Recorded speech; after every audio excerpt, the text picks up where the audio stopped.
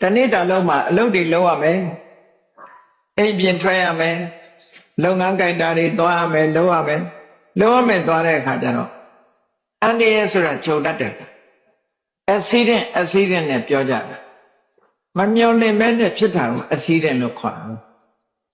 အဲ့တော့အန္တရာယ်ဆိုတာတွေကိုကြုံတတ်တော့ဒီအန္တရာယ်တွေမကြုံကြရအောင်ဘာလို့ဖို့လိုအပ်တယ်လဲဆိုတာမှန်ကန်တဲ့နည်းတစ်ခုနဲ့အန္တရာယ်တွေကိုမကြုံမှုခရအတွက်ဟောဒီဒုတိယ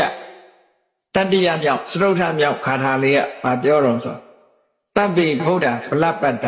ပိစိကံနိသယံပလံအရဟန္တာနိသတေစေနရက္ခံဗန္ဒာမိသဗ္ဗတောရက္ခဆိုတာအဆောင်အရှောက်အကာအကွယ်တစ်ခုလုံးလိုက်တယ်ဒါကြောင့်မို့လို့ပြောကြတယ်ခရီးသွားလို့ရှိရင်တမ္ပုဒ္ဓေရွတ်သွားတယ်ဆိုတမ္ပုဒ္ဓေဆိုဘုရားရှိခိုးတာပဲဘုရားကိုအာယုံပြုပြီးတော့ရှိခိုးတာဒါလည်းဘုရားကိုအာရုံပြုလိုက်တဲ့ပြင်ကိုယ်စိတ်ထဲမှာကုသိုလ်တွေဖြစ်သွားတယ်အဲ့ဒီကုသိုလ်ကကာဝယ်ဆောင်ရှောက်တယ်လို့ဆိုလိုတာကုသိုလ်ရအောင်လုပ်ဖို့တော့လိုအပ်တယ်ပေါ့ဘုရားကိုအာရုံပြုဖို့လိုအပ်တယ်အခုကြည့်ဒီကာထာလေးရဲ့အဓိပ္ပာယ်ကဘလောက်ကောင်းလို့ဆိုရက္ခံဗန္ဒာမိသဗ္ဗတောတရားခတ်သိမ်းကနေပြီးတော့ကိုယ့်အတွက်အကာအကွယ်ဖြစ်အောင်ဆောင်ရှောက်ကိုလုပ်ပါတယ်တဲ့ဘာနဲ့အဆောင်ရှောက်ကိုလုပ်တာလို့ဆိုတပ္ပိဗုဒ္ဓဗလပတ္တခရတွေဆိုတာစွမ်းအားအမတမကြီးတယ်ကာယဗလညာနာဗလဆိုတာလို့စွမ်းအားကြီးတယ်ခရမှန်သမျှစွမ်းအားတွေအမတန်ကြီးတယ်အဲ့ဒီခရတွေရဲ့စွမ်းအားကိုအသုံးပြုပြီးတော့ဟုတ်လားအန္တရာယ်ခင်းမှုကိုစောင့်ရှောက်မှုကာကွယ်မှုကိုစီမံပါတယ်လို့ဒီလိုပြောတာဆိုလိုတာကမြတ်စွာဘုရားရဲ့ခုံကိုချီးကျူးလိုက်တာပဲတပ္ပိဗုဒ္ဓဗလပတ္တဆိုဘုရားရှင်တွေအားလုံးဟာကာယဗလညာနာဗလဆိုတဲ့စွမ်းအားတွေကိုရရှိထားတာဖြစ်ပါတယ်အဲ့ဒီဘုရားရဲ့စွမ်းအားတွေနဲ့ကျွန်ုပ်အကာအကွယ်လုပ်ပါတယ်ဒါလည်းအမြဲတမ်းမှန်ကန်တဲ့ဤစနစ်နဲ့လုပ်တာဖြစ်တယ်ပေါ့နော်ပိစိကံနဲ့စယံပလံဘုရားတော်ကဟုပိစိကဗုဒ္ဓအရှင်မြတ်တွေလည်းစွမ်းအားတွေရှိအဲ့ဒီစွမ်းအားတွေနဲ့အကာအကွယ်လုပ်ပါတယ်အရဟန္တာနဲ့စတေစေတယဟန္တာပုဂ္ဂိုလ်ရဲ့အရှိန်အဝါတွေလည်းရှိတယ်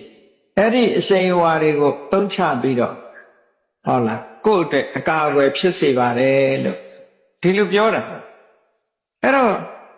ဘုရားကိုချီးမွမ်းပြီးတော့ဘုရားရဲ့စွမ်းအားတွေရင်ထဲရောက်အောင်လုပ်တယ်တရားရဲ့စွမ်းအားဒီပိစိကဗုဒ္ဓရဲ့စွမ်းအားတွေရင်ထဲရောက်အောင်လုပ်တယ်ယန္နာပုဂ္ဂိုလ်မြတ်တွေရဲ့စွမ်းအားဒါအာယုပြုဖို့တော့လိုအပ်တယ်ပေါ့နော်လောကမှာပွင့်သွားတဲ့ဘုရားတွေအများကြီးရှိတယ်အဲ့ဒီပွင့်သွားတဲ့ဘုရားတွေကိုစိတ်ထဲကအာယုပြုလိုက်ပြုပြီးတော့အဲ့ဒီဘုရားတွေအားလုံးဟာစွမ်းအားကြီးမားတော်မူကြတယ်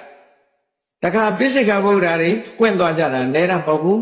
အဲ့ဒီပိစိကဗုဒ္ဓတွေရဲ့စွမ်းအားလည်းမတမကြီးမားတယ်လောကမှာယဟန္တာပုဂ္ဂိုလ်တွေဆိုတာရှိတယ်ယဟန္တာပုဂ္ဂိုလ်တွေမှာလည်းစွမ်းအားမတမကြီးတယ်